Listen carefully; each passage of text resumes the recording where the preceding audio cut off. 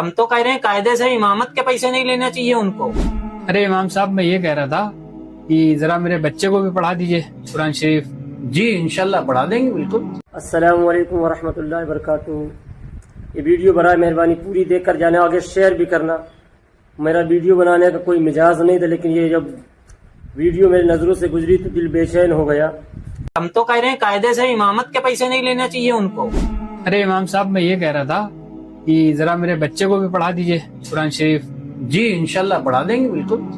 तो फिर आप कितना हदिया लेंगे इमाम साहब, बता दीजिए। हदिया क्या, 1 घंटा पढ़ाएंगे हम, 500 दे दीजिएगा।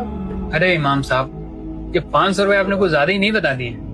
अब 2000 रुपए तो वो ट्यूशन के टीचर ही ले जाते हैं, और फिर ऊपर से आप 500 रुपए बता दिए। कुछ कम कर लीजिए। अरे भाई, आप तो जानते हैं इतनी महंगाई का दौर है, 500 रुपए कोई ज्यादा हमने नहीं बताए।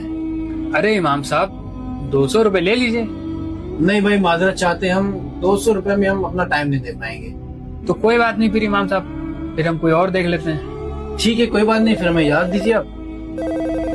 हमारा थोड़ा जरूरी फोन आ गया। देखा उपी भाई इमाम साहब, बताइए, हमने अपने लड़के के लिए कहा कि कुरान शरीफ पढ़ा दिए तो 500 रुपए बता दिए।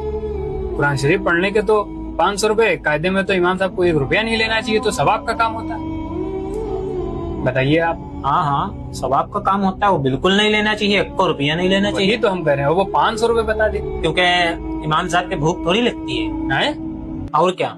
ये इमाम साहब के भूख भी नहीं लगती, इमाम साहब शादी भी नहीं करते, उनके बच्चे भी नहीं होते हैं। अरे भाईजान, ये कौन सी बात और है? इमाम साहब बीमार भी कभी नहीं पड़ते। इमाम साहब के घर में उनके बूढ़े वालिदैन भी नहीं होते हैं। ठीक है, इमाम साहब के कंधों पर किसी की जिम्मेदारी थोड़ी होती है। इमाम साहब को मिठाई खाने की जरूरत है, मिठाई वाला फ्री देगा। इमाम साहब अभी डॉक्टर के पास जाएं दवा लेने के लिए, तो डॉक्टर दवा फ्री देता है उनको, समझे। अभी राशन लेने के लिए जाएं उनको, तो राशन वाला सब कुछ फ्री देता है, तेल फ्री, आटा फ्री, चावल फ्री, सब कुछ फ्री मिलता है। तो इमाम साहब को क्या जरूरत पैसा लेने का। हम तो कह रहे हैं कायदे से इमामत के पैसे नहीं लेना चाहिए उनको। इमाम साहब हैं, वो कोई इंसान थोड़ी है यार। अरे भाईजान, मेरी बात तो सुनिए। अरे बात मेरी सुनो पहले, कि देखो पैसे की जरूरत तुम्हें है, हमें है, डॉक्टर साहब को पैसे की जरूरत, वकील साहब को पैसे की जरूरत, इंजीनियर साहब को पैसे की जरूरत है, गरीब मजदूर को भी पैसे की जरूरत है। इमाम साहब को पैसे की जरूरत क्या पड़ गई यार। इमाम साहब को कोई पैसे की जरूरत नहीं, इमाम साहब सिर्फ हवा खाएं।